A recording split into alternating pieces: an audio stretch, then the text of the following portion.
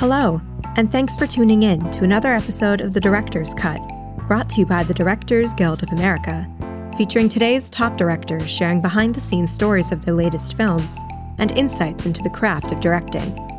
The Director's Cut is now available on Spotify, so please take a second to subscribe to our podcast on Spotify, iTunes, or wherever you get your podcasts.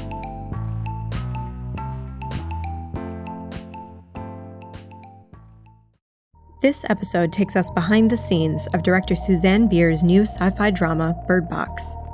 Based on the novel by Josh Malerman, the film takes place in a world where an unseen force has decimated Earth's human population, and the only thing the survivors know for sure is if you see it, you die.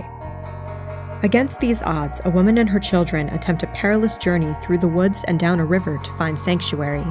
But in order to stay alive, they must complete the trip while blindfolded. In addition to Bird Box, Ms. Bier's credits include the feature films Serena, A Second Chance, Love Is All You Need, In a Better World, Things We Lost in the Fire, and After the Wedding. She won a Primetime Emmy Award for Outstanding Directing for a limited series, movie, or dramatic special for her 2016 series, The Night Manager. Following a recent screening of the film at the DGA Theater in New York, Ms. Bier spoke with director Alison Maclean about filming Bird Box. During their conversation, Ms. Bier discusses deviating from the novel to push the idea of an unconventional mother, why introducing the creatures within the film was her greatest challenge, and how reading the screenplay before the book influenced her directing. Thanks for everyone for coming, and thanks for being here, Susanne. Yeah. Hey. Yeah. Thank it's you. a very intense film. Some very terrifying sequences in it. Yeah. It's a cheerful comedy. Yeah. Yeah. I mean, so what were some of your greatest challenges making this film, would you say? I think the greatest challenge was the sort of decision of wanting to maintain the suspense, wanting to maintain the tension, and not ever seeing the actual beings. Which I'm very happy that we did, but that was a bit of a... it was a huge challenge, and it was also something which at times, at times I would get anxious about it, at times producers would get anxious about it, and we had somebody drawing up amazing monsters, and we did kind of at time kind of worry, but never really seriously pursued any other way of doing it. Yeah, I mean, I think that's just such an incredible premise that you don't see the threat, and I mean, I just think that basic idea of wearing blindfolds is really terrifying. Yeah, like that when she goes on, I think it's one of the first raids, and she's following the kind of line, or like stringing it behind her, I should say, and the kids are in the rowboat, and then she comes into the house, and you just hold on that shot of her with the blindfold, and you can't see she can't see it anyway, but it's really, really incredibly suspenseful. Yeah, and I love the actors. I mean, there's such a diverse group of actors. That must have been fun to do the casting. Very fun, and very. It's sort of like, because the movie has two tracks. It has the kind of current, present times where we're on the river and with her and the kids, and it's a kind of increasingly scary, dramatic track.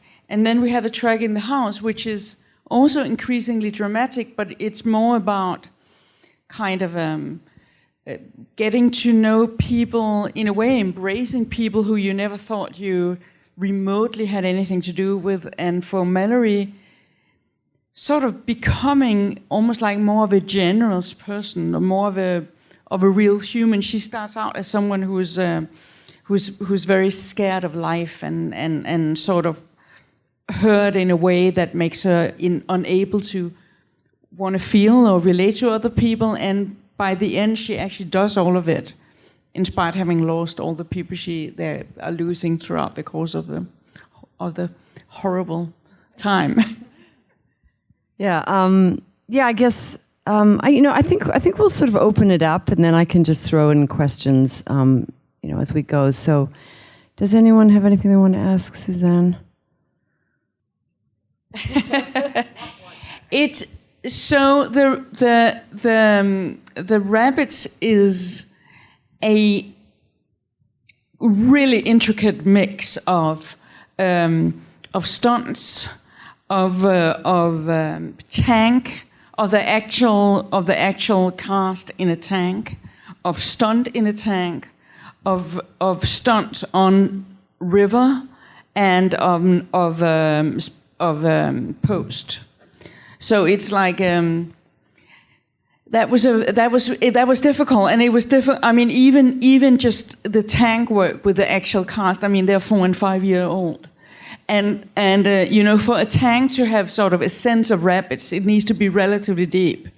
And so even just being in a super controlled environment as a tank is agonizing with small kids, and also they had to wear vest, which kind of made them look really, kind of obscene. So it was also, and you could see it as soon as they got into the water, you could see that they were wearing the vest. So it was very, very difficult getting it convincing. And it took a lot of kind of re-editing and calibrating the plans. And so you came to this. You read the screenplay and then you read the book. Is that how it worked? That's right. Yeah. Yes. Uh-huh. Yeah. And did the screenwriters make any sort of significant changes from the book? I mean, presumably there's a lot of compression that happened. Is it very different? Or? It's pretty different. One of the majorly different things is that Tom, basically everybody dies and she's on her own with the kids. And we felt very strongly, in particular both Sandra and myself felt very strongly for us to be able to enjoy this kind of closed-on character. She needed to have some kind of love in her life, or something which was warm and kind, and the kids needed somebody who was warm and kind. And I, as a woman, sort of enjoyed a little bit switching the gender roles. And it's interesting because we did a number of test screenings, very detailed test screenings, and at none of the test screenings did anyone bump upon the biracial element of the relationship, but also the huge age difference. And I have to say that I just enjoyed that for once you have a kind of the opposite way around from the convention, and it's sort of apparently not. It's relatively seamless. Of course, they're in an extreme situation, and there are all sorts of reasons for it. But still, I think everybody was slightly sort of expecting some sort of reaction in that respect, and it never came, which I think is actually gives me a lot of hope. Mm-hmm. Yes, there are changes coming. Yeah, and he has such a, I've forgotten the name of the actor that was in Moonlight. What's his name? Trevante Rhodes. Trevante Rhodes, yeah. He has such a wonderful energy and sort of calmness, and in contrast to her sort of nervy quality. I just think it works incredibly well. Yeah. And I just had one little small question. I had to ask you whether the two births happening at the same time was in the book. I thought that was cut. The two births, the labors, going into labor at the same time. I thought that was incredible. It was one of the things where I read the script and I was like, oh no, you can't do that. And then, I kind of, it might be too much still. I don't know. I kind of, then you kind of get sucked into it, which is what happens when you do a movie, and it still might be too much. I don't know. I had that reaction when I read it, and then I kind of got seduced by it. But it could be. Yeah, no, I liked it. Yeah. I actually can't remember because, it's so weird. Like, once you start, I read the first version of the script, and I have to say that the first version of the script is pretty different from the actual movie. And so then, you know, you start kind of working on the script, and you start developing the script, and then I read the book. And I guess that I kind of instinctively kind of sucked out from the book what I loved about it and what I thought was useful. I mean, there were bits I loved that I didn't think was useful. And then I've kind of, it's a sort of weird mishmash of what is the old versions of the script and what is the book.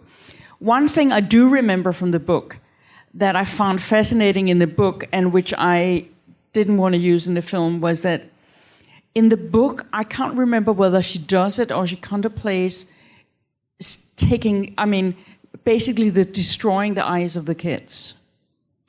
And there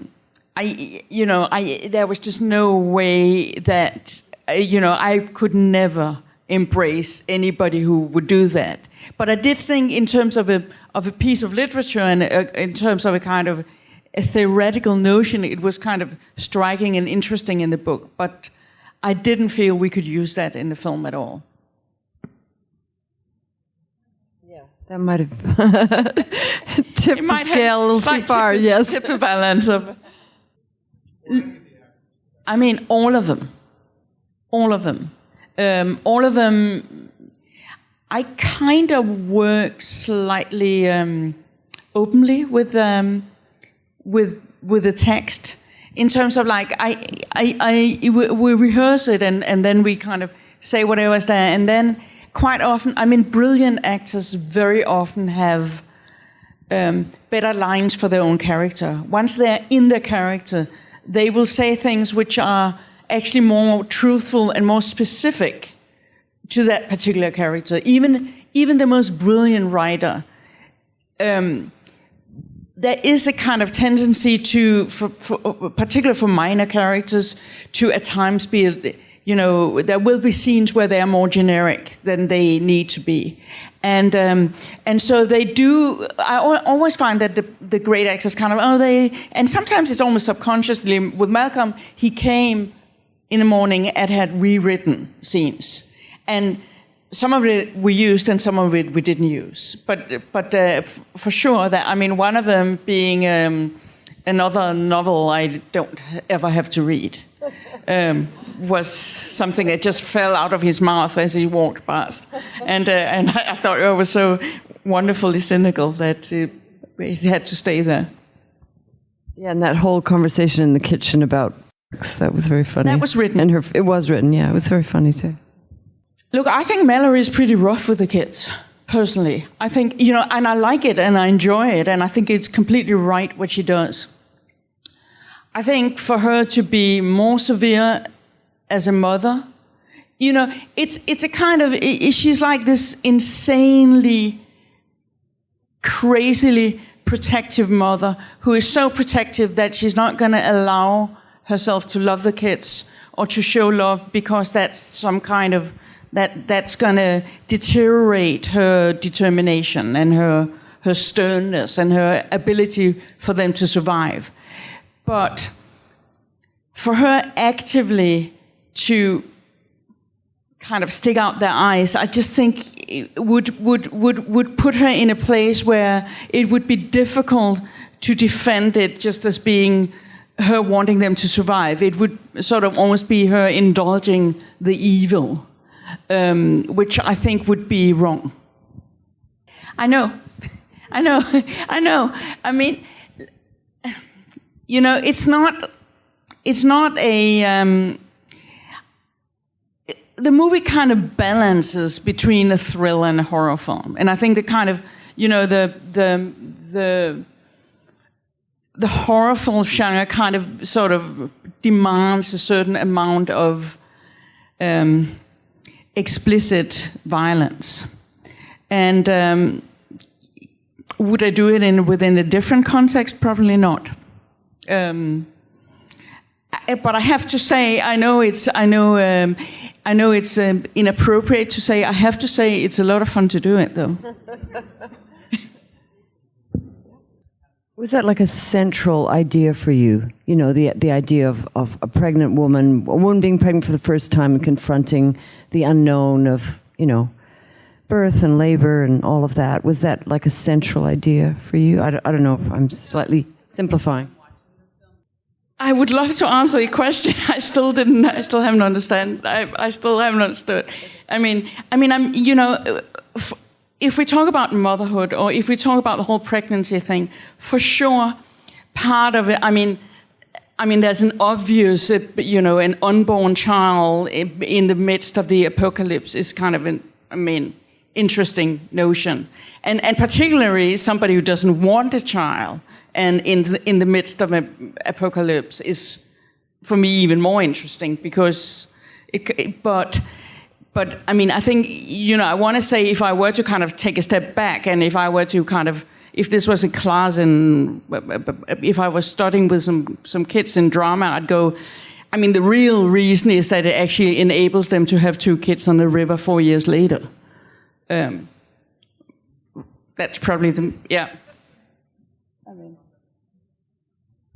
If anybody are really provoked or doesn't like it, come on, say it. I'm not particularly precious in that respect, so don't be scared. We did, but then and at some point it was in the script, but then you had some weird thing of a kind of long montage. Way into the third act, like a long, undramatic montage of they are learning to eat, they are, everything that small kids does, and it just became incredibly anticlimactic. And it's very, very tricky editing a movie that cuts back and forth the way this one does. It's really complicated and difficult to get it right. So to suddenly have like an extra mini movie within the movie, which is a kind of a montage, just didn't work. So we decided not to do it. But I mean, it's always interesting. I always find it interesting. What happens in the space between what is this character doing for those? And I always think it's kind of I always want to know, but we couldn't show it in this film. I think Netflix has been really interesting as a studio because they've been incredibly filmmaker supportive, and they haven't really been about hey, let's make it very commercial, let's make it, but. For sure. I mean, if you look at a kind of if you look at the, I want to say, conventional discussion between producers and directors, there's always an element of that. And I think being European and coming from a culture of possibly less gore, there might have been a slight sort of discussion, but it was never really a conflict, or it was more a mutual attempt to figure out the right balance. A different director would have done it differently, and for sure there could have been a director which would have done it way more kind of insanely violent. Yeah, but I think for me there was no doubt that the moment, and I got involved as Sandra Bullock got involved with it, and the moment she was going to play Mallory, it needed to have a different weight. It needed to be about, and the whole motherhood story needed to be weighty and be important and be the center of the movie. Because in the book she's 24. So it was a very, very big difference, and obviously I thought it was way more interesting. But there is a version of that story which is more a kind of conventional horror movie with a different take on it. And was her, she was a very ambivalent mother. Was that from the book, or was that something it was always there? Yeah, I like that because it's not a character you see very often. I can't really think of films where I've seen a character like that who's just so reluctant to be a mother. Yeah, I thought that was really interesting. Yeah. I mean, in general, she's a very unconventional, almost controversial mother. Like, yeah. Yeah, which I thought was one of the reasons why I wanted to do it. Yeah. I think being able to describe a very unconventional mother within a mainstream film, like actually very, very unconventional mother, very unconventional love relationship, everything pretty controversial within a relatively big mainstream film, I think is interesting. Like if you want to move the world even just a tiny bit, it's kind of more relevant doing it within the mainstream than within a art house film, and I think it is possible to do it just a little bit like that. Yeah, and if you do it in a genre film, I think you can kind of sneak in these other themes. It's really interesting. Yeah. That's exactly that was a plan. Yeah. Well, I mean, you're pointing at something which I admittedly want to say is not, the most sort of detailed explained in. I mean, it's not if you're generally crazy, it's if you are criminally crazy. I mean, the people who are sort of able to see are the people who are dangerously insane or very, very violently insane. That's how it's sort of, that's the point. And I mean, I want to say Mallory is also a good person, even if she's stern and complicated. And I'm assuming everybody who survives are as the kids are good. But it is significant that Dr. Lapham survives as well. I mean, that's sort of the element of hope in it. How long was your shoot? I think we ended up shooting for almost 70 days. I think it's like 68 or something. And was it a tough shoot? Yes, it was tough. It was tough in many, but it was, I mean, everything on the river, like 2 small kids on a river, was pretty, it was very demanding, yeah. Yeah, I'm sure. Tough for the parents, but I guess they weren't around. The parents were great, and the kids were great. It was just a lot of.